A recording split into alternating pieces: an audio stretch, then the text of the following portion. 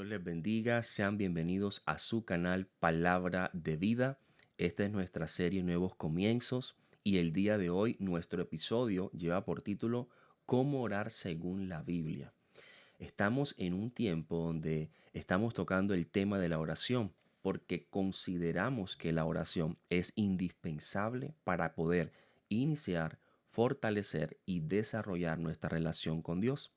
En el episodio anterior estuvimos hablando sobre la oración y su importancia, pero en este vamos a ver cómo orar según la Biblia.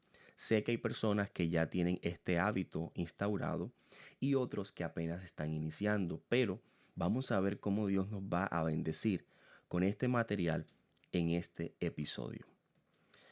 Primero vamos a ver lo que nuestro Señor Jesucristo nos enseñó en Mateo 6:9. Vamos a ir paso a paso y vamos a ver hacia dónde nos lleva. Vamos a ver hacia dónde nos apunta y allí entender cómo orar según la Biblia.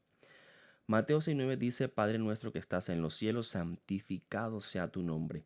Primero hay que reconocer la santidad de Dios. Primero hay que adorar a Dios. Cuando uno está orando, uno necesita iniciar alabando a Dios. Esto podemos hacerlo con canciones, con salmos y aún con nuestras mismas oraciones. ¿Cómo adoro a Dios?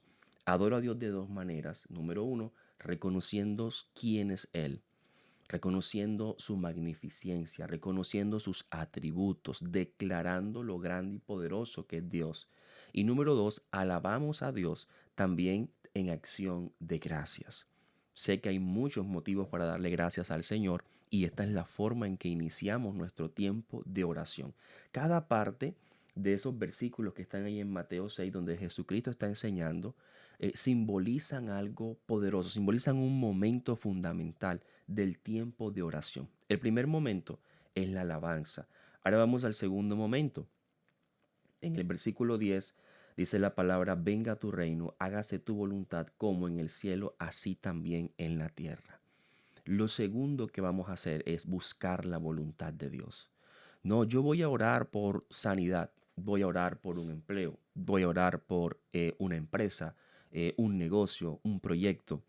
Lo primero es pedirle a Dios su voluntad, que su voluntad se establezca, porque es que la oración no es magia. Muchas personas creen que la oración es magia, que al momento de orar vamos a lograr que se materialice lo que estamos pidiendo, pero esto no es así. La oración es dependencia de Dios. Todo aquel que reconoce a Dios y conoce cómo orar, sabe que entra en oración para buscar la voluntad de Dios.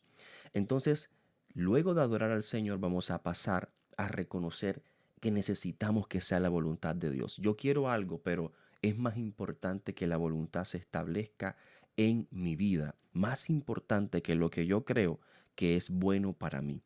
Dice el versículo 11: el pan nuestro de cada día, dánoslo hoy. No es solamente el pan. Esa frase, ese versículo está encerrando todas nuestras necesidades. ¿Qué necesidades tenemos? Ese es el momento para pedirle a Dios, para presentarle a Dios nuestra necesidad. Recordemos que Filipenses 4:6 habla de que no nos debemos afanar, sino presentarle a Dios nuestras peticiones. Fue un versículo que mencionamos en el episodio anterior. Y este es el momento en el cual usted y yo podemos presentarle a Dios nuestras necesidades, nuestras peticiones y descansar en Él. Porque no sirve que oremos, presentemos las peticiones y que sigamos igual, con esa carga, con esa preocupación, no, con esa tristeza. No, presentamos nuestras peticiones a Dios sabiendo que Él las toma y que Él toma completo control y que Él va a ayudarnos, Él va a bendecirnos en tal forma. Versículo 12 dice: y perdónanos nuestras deudas como también nosotros perdonamos a nuestros deudores. La confesión es parte fundamental. La confesión de nuestros pecados es parte fundamental de la oración. Allí le decimos al Señor en qué hemos fallado, qué error hemos tenido, en qué lo hemos ofendido. Es el momento propicio para pedir perdón a Dios. Y la base para esto es lo que dice Primera de Juan 1:9. Dice que si confesamos nuestros pecados, Él es fiel y Él es justo para perdonar nuestros pecados y limpiarnos de toda maldad. Significa que en la oración, cuando presentamos a Dios nuestros pecados, nuestras fallas, no solamente descansamos, no solamente nuestra alma tiene refrigerio, sino que también somos limpiados. Dios nos perdona por esas fallas que hemos cometido. En una ocasión hablaba con alguien y me decía, no, cuando empiezo a orar, primero pido perdón para poderme presentar ante Dios. Y sabían ustedes que esto es un gran error. Nosotros no es necesario que entremos pidiendo perdón a Dios para sentirnos aceptos ante Él. No, Jesucristo estableció un orden y en ese orden primero presentamos peticiones y luego es que pedimos perdón. ¿Por qué ocurre esto? Porque nuestro Dios ve en nosotros la sangre de Cristo, la cual nos limpió de todo pecado. Y por medio de la sangre de Jesús tenemos acceso libre ante su presencia. Entonces, el orden que Jesucristo estableció no está errado. Sencillamente muestra que Dios, más que un Dios juez al cual debemos pedirle perdón o del cual debemos esperar perdón, más que un Dios que lleva a cabo esta acción, es un Padre. Más que un Dios que nos va a juzgar, más que un Dios que nos va a señalar, como muchos creen, es un Padre. Por eso Jesucristo enseñó, primero pide, presenta tus peticiones y luego pide perdón. Luego ponte a cuentas con Dios.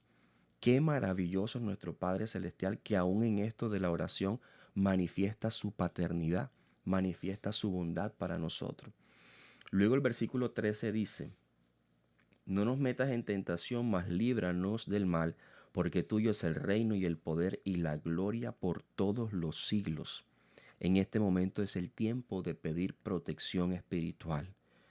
Algunos llaman guerra espiritual. Es el momento de pedir protección a Dios. Entonces no se le da prioridad a la lucha espiritual iniciando la oración. La prioridad es para Dios. ¿Cómo iniciamos la oración? Adorando al Señor. No se le da prioridad a lo que las tinieblas puedan estar haciendo en nuestra contra. Eso ya viene ya casi que al último tiempo de oración.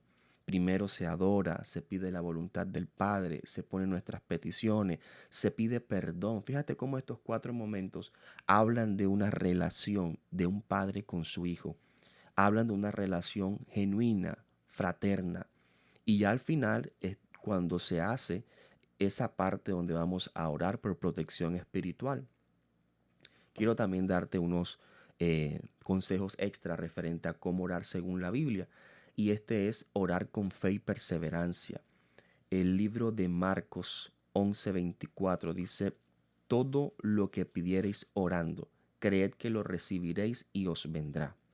Entonces, cuando oramos no es hablar por hablar, tiene que salir de nuestro interior esa fuerza, esa fe que estamos creyendo que Dios nos escucha, que estamos creyendo que Dios va a tener en cuenta nuestras peticiones y va a traer respuesta. Orar según la Biblia, aparte de todo lo que hemos visto acá de cómo Jesucristo nos mostró esa estructura, es orar con fe y perseverancia. También quiero comentarte que es importante orar en el nombre de Jesús.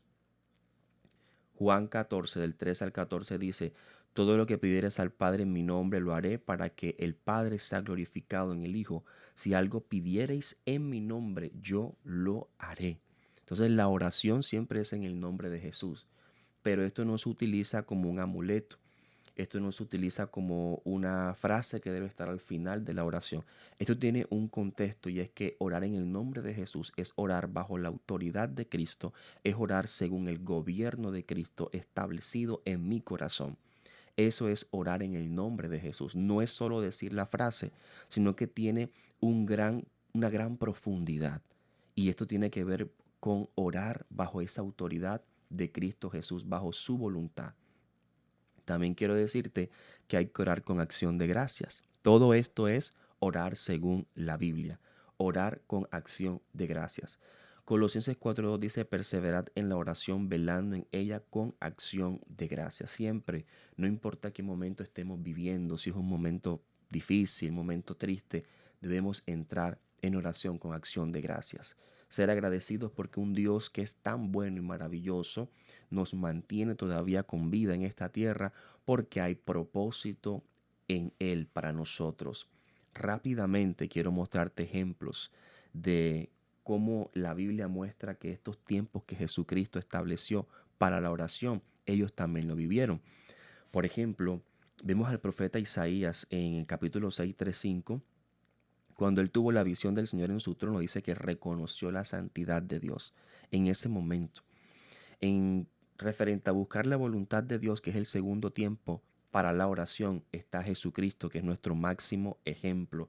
En el jardín de Getsemaní, cuando Jesús habla acerca de que estaba enfrentando sufrimiento, pero que él quería que le pasara en ese momento, pero que para él era más importante que se hiciera la voluntad de Dios. Eso lo consigues en Mateo 26, 39. Referente a presentar necesidades, vemos al profeta Elías. En Primera de Reyes 18, del 42 al 45, dice que Elías oró fervientemente por la necesidad del pueblo, pidiendo que lloviera, pidiendo que viniera nuevamente la bendición a ese pueblo, que la sequía se fuera. Vemos también incluso referente a la confesión de pecados, que es el momento número 4 de la oración, a David.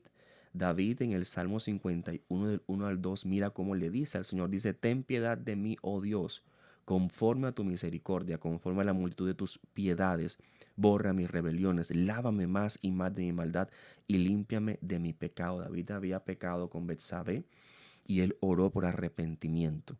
Entonces, incluso protección espiritual, tengo el ejemplo de Nehemías. Cuando Nehemías lideraba la reconstrucción de los muros de Jerusalén, oró pidiendo protección contra sus enemigos. Y así podríamos seguir encontrando más ejemplos, como vemos el caso de Ana. Ana oró con fe, Ana oró con perseverancia por un hijo y Dios respondió a su petición. Eso lo ves en 1 de Samuel capítulo 1. Entonces, por eso es importante orar con fe. Es algo 100% bíblico, es algo que no puede faltar en nuestra vida de oración, no orar por hablar, sino orar con fe. Igualmente, en el nombre de Jesús, los apóstoles en el libro de los Hechos, ellos oraban y realizaban milagros en el nombre de Jesucristo. Puedes leer Hechos 3:6. Cierro comentándote algunos errores. Los errores más comunes referente a esto de el modelo de oración de Jesucristo en nuestras vidas y los demás consejos que les hemos compartido. Un error, orar con falta de sinceridad. Esto es algo que no va a tener ningún fruto. Enfocarse solo en las peticiones. Mira, hay un estudio que dice que aproximadamente el 60% de los cristianos se enfocan predominantemente en peticiones durante la oración. Sí, hay que pedirle a Dios porque es el que nos da todas las cosas, pero no puede ser nuestro enfoque principal porque Jesucristo en su modelo estableció muchos tiempos para que usted y yo los vivamos con Él. Esto es un estudio que fue hecho por una revista muy reconocida de religión y salud. Orar sin conocer a Dios personalmente es otro error. Personas que oran porque escucharon a otros y ven cómo otros oran, pero ellos no tienen una relación con Dios. Esto es un grave error. Son oraciones que no van a tener una gran repercusión, un gran fruto. Negarse a confesar los pecados también es un gran error. Y eso es cuando hay en nuestro corazón orgullo, altivez, que no ha sido quebrado todavía. Otro error, orar sin comprender la voluntad de Dios. Es increíble cómo muchas personas tienen peticiones que están fuera del propósito y la voluntad de Dios. ¿Cómo puedo saber yo si mi petición está alineada a la voluntad de Dios? La Biblia. La Biblia debe respaldar tu petición siempre. Si no, probablemente no esté bajo la voluntad de Dios. Y no usar la escritura en oración. También es importante esto, citar la palabra para orar. Si este contenido te ha parecido de gran bendición, compártelo con otros para que también reciban esta bendición. Con esto finalizamos. En nuestro próximo episodio seguiremos con la temática de la oración. Bendiciones.